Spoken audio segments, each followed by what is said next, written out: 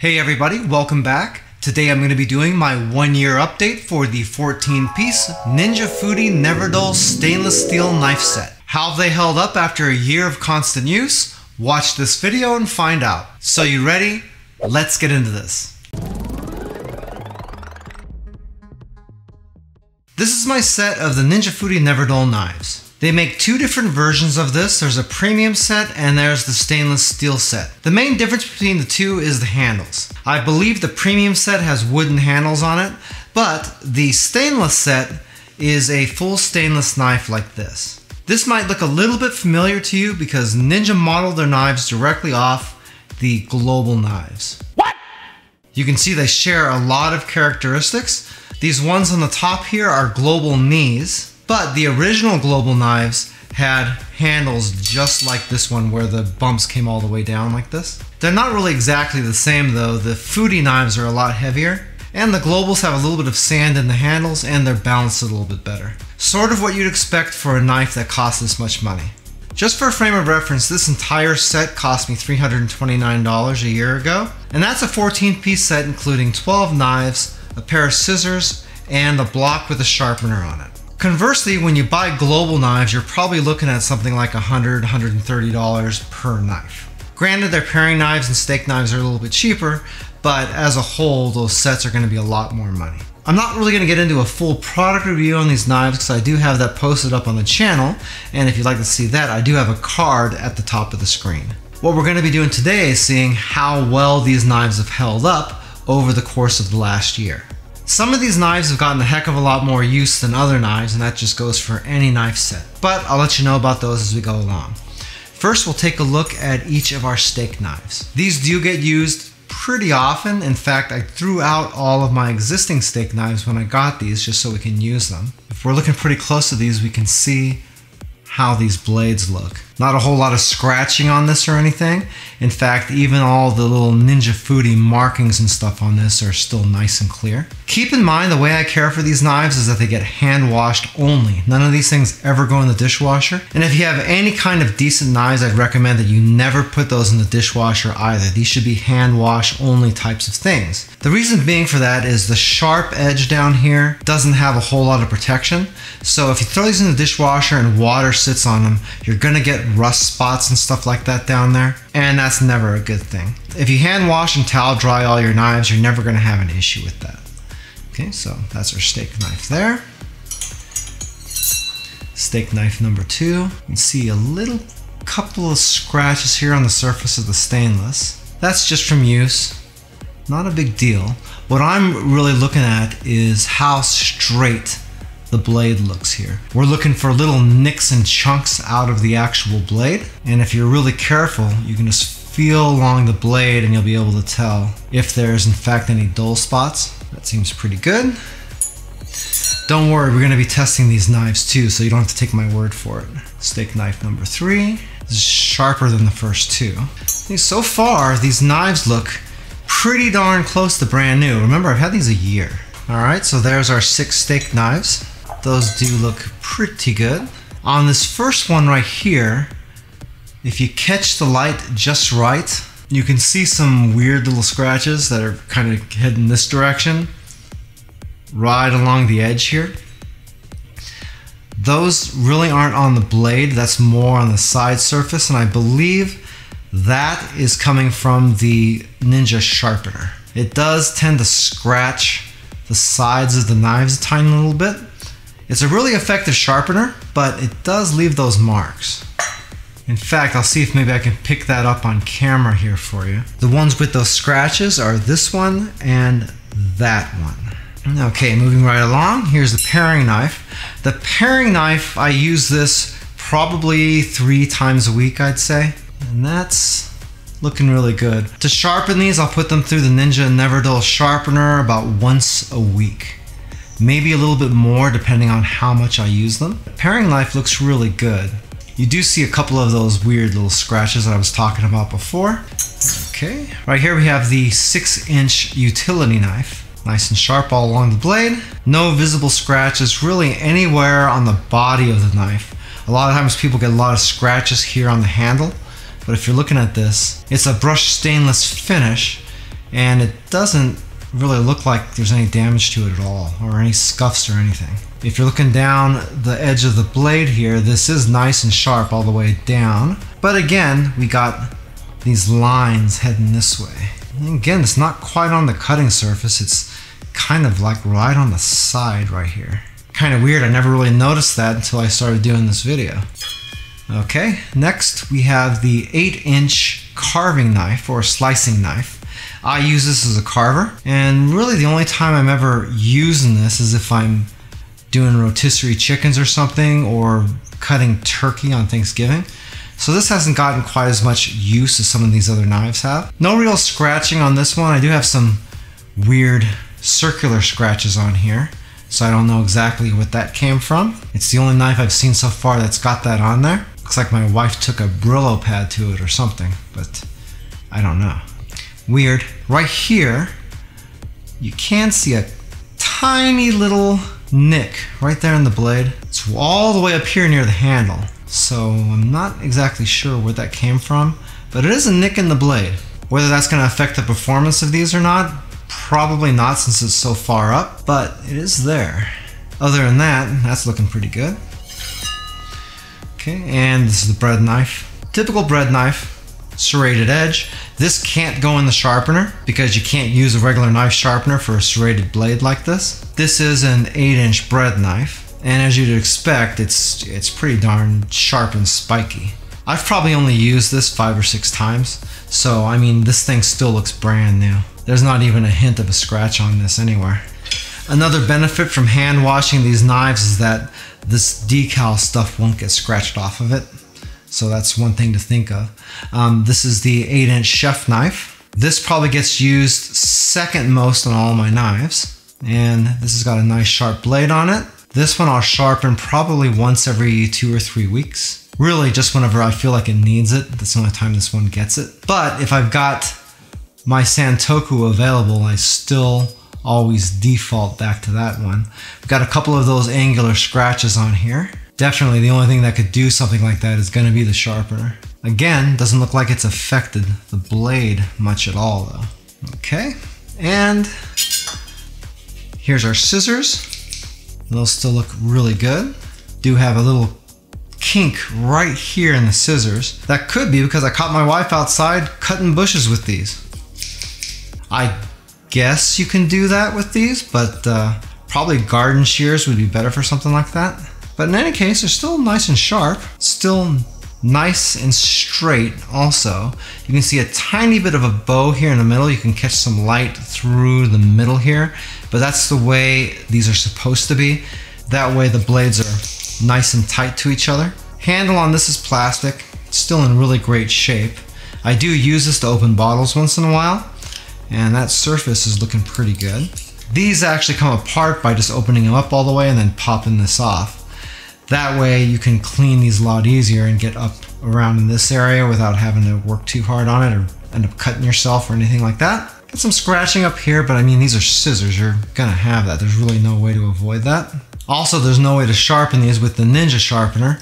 That you would have to do yourself or send these out for. Ninja logo still in good shape on there. Okay, and now we move on to the Santoku.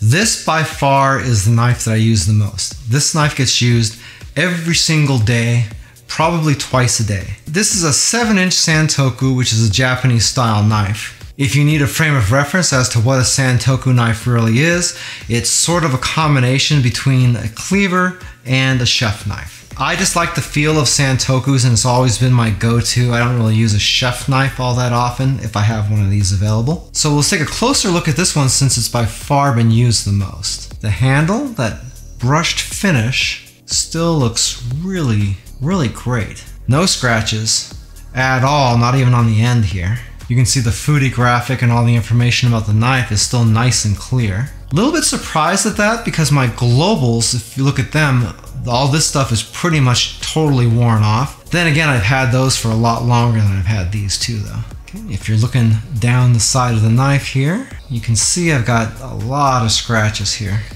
All kind of go in this direction. A little bit more over here. I mean, it's just cosmetic stuff. It's not really affecting the knife too much. If I look over on the other side, a couple of scratches on here. Nothing too major.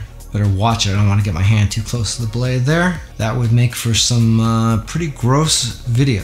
Might be worth a few clicks though, right? Now right here, that diagonal scratching that I was talking about, that's definitely being caused by the sharpener, because this goes through the sharpener a lot, and you can see those scratches. There's just a lot of them, tons and tons of them. They're like lined right up next to each other. I'm gonna run this by the camera, and hopefully you'll be able to see this. But if you feel the blade, it's nice and sharp. There's no dings in this blade at all.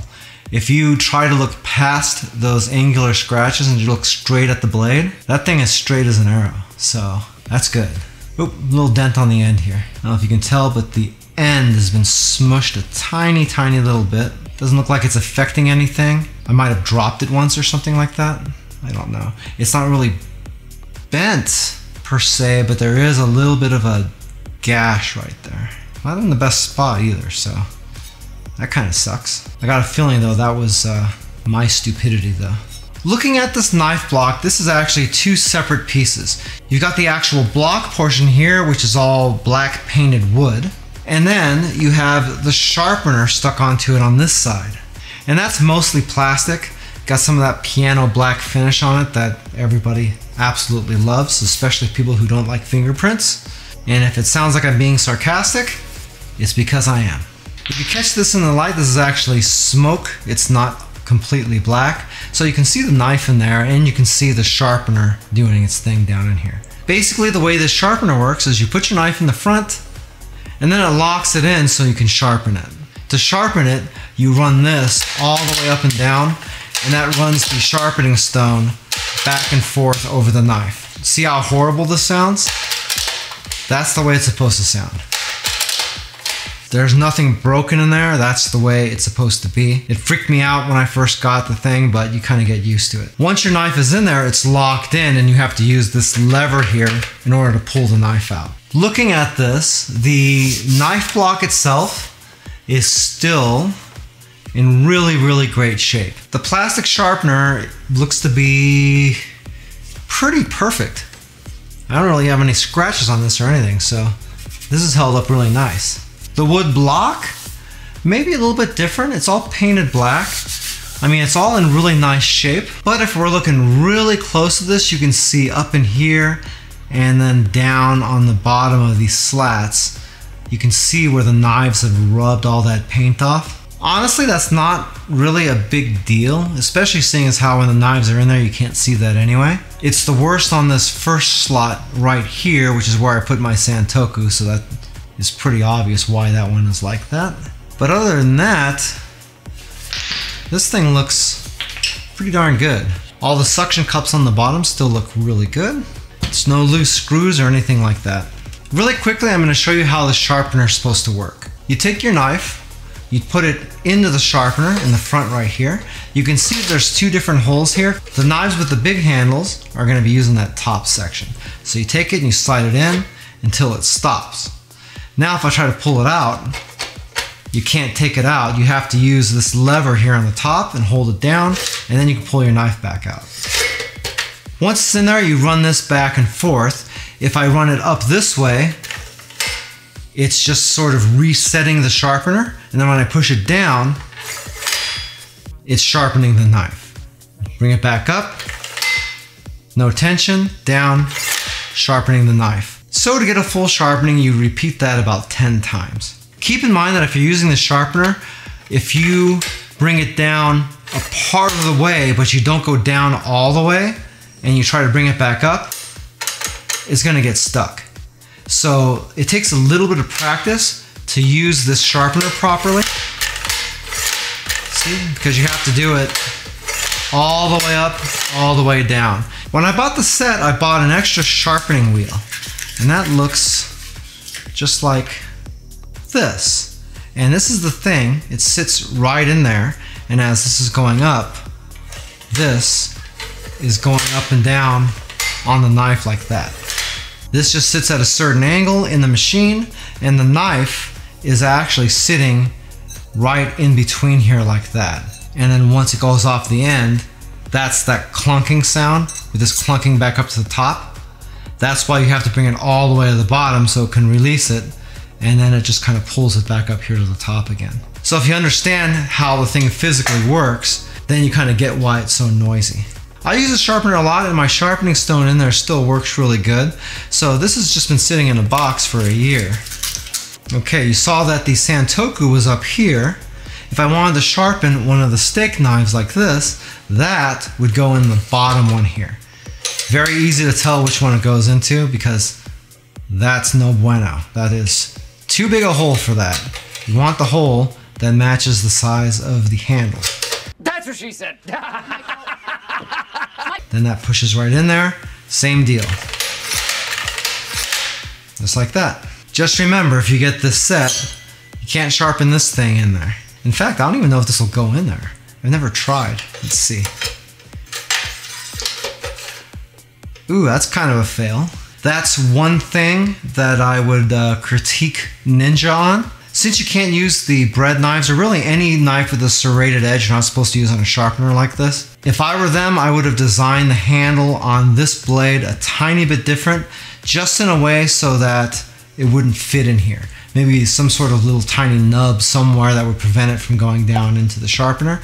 Because if people don't know that, definitely this can end up in the sharpener and you can ruin this knife really easy. Anyway, moving right along, let's test the sharpness on some of these knives. Hey, by the way, if this is your first time here and you want to learn some cool new recipes, get some great cooking tips and tricks and all sorts of other kitchen related things, then start now by subscribing to the channel and clicking the notification bell so you never miss a thing. Okay, we're going to test the bread knife first. Got a little bit of sourdough bread here. It's already pre-sliced, but we're going to cut down this way. This is the only thing we're cutting with this because it's really the only thing it's suited for.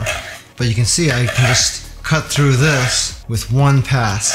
No problem. Still as sharp as the day I bought it, but that's to be expected, seeing as how it never gets any use. Okay, next, we're going to slice some tomatoes. For those of you that don't know, cutting tomatoes is a really great test to test knife sharpness. A dull knife will slide off of the surface of these really easy, or it'll just straight up smush the tomato because it'll push it down and make an indentation and not cut through the skin. And we'll start with the paring knife,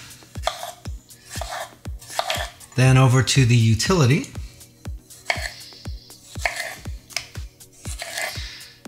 You can see how well he's cut through. Remember, these knives are a year old. That's not bad at all.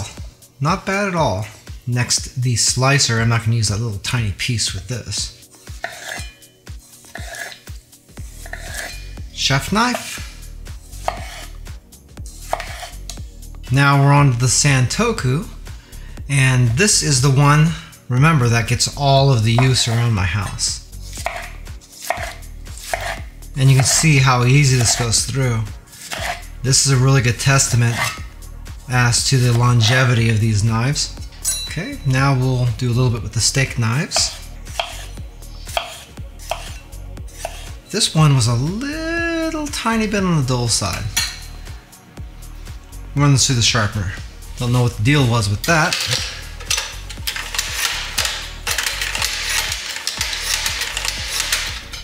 Okay, that's better. No problem at all on this one. Very good. Yeah, I can't complain about that at all. And the last of the steak knives. Okay, so everything cuts through tomatoes. Nice. Next we'll try green onions. Start with the scissors on this one. You see it's not just squishing these, it's cutting right through. Paring. Utility knife. A slicer. Chef knife. Alright, over to the Santoku. And over to the steak knives. They're not really for this kind of stuff, but we're going to do it anyway.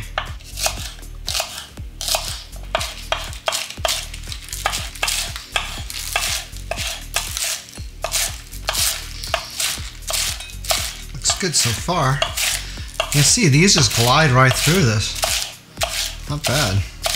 Okay, we got a little bit of red cabbage here. Let's check this out. I'm not going to be calling out the knives on these anymore. We're just going to be doing them, just so you don't have to hear me constantly repeat the same things over again.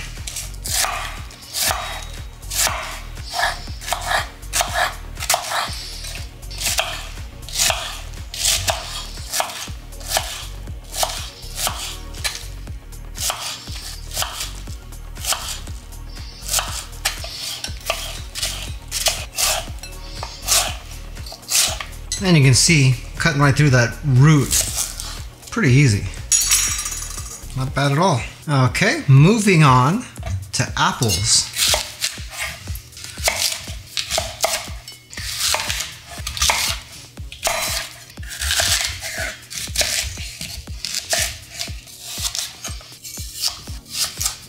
Yeah, these are going through these real easy.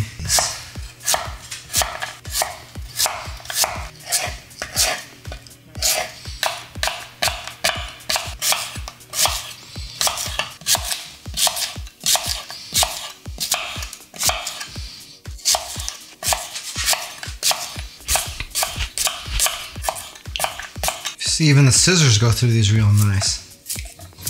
Well, that's enough of the apples, I think. Okay, and for our last test, we're gonna deal with some raw chicken breast. We'll start with the smallest knives and work our way up. You can see the paring knife, not so bad. Okay, and the steak knife.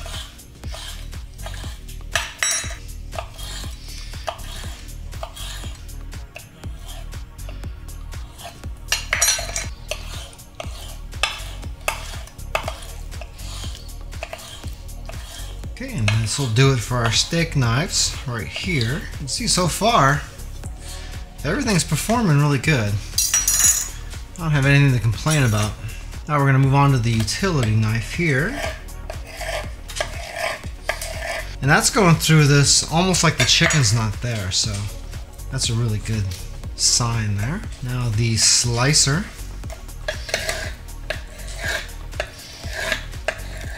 You can see there's no leftover fibers or anything. This is all just going right through. Now onto the chef knife.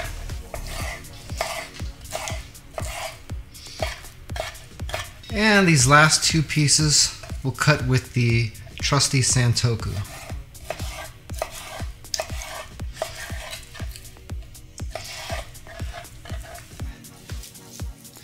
Well, for me, that was pretty phenomenal. You see what I did there? When I first reviewed the Ninja Foodi NeverDull knives, I mentioned that I thought they were a pretty good deal at $329. I ended up getting a little bit of pushback in the comments with people saying that Ninja stuff sucks, and $329 was way too much money for them. The reasoning behind that was because I reviewed it really well. It's a 14-piece knife set, and it comes with the block. The set of globals that I have that are actually 2 pieces less than these came in someplace around $700. So when you put that into perspective and you see how well these knives have still held up after a year, and you add in the fact that they have a 10-year guarantee, then you can really see that they're a pretty darn good value. If you'd like a little bit more information about the Ninja Foodi NeverDull knives in this video, I do have an Amazon affiliate link to them down in the description.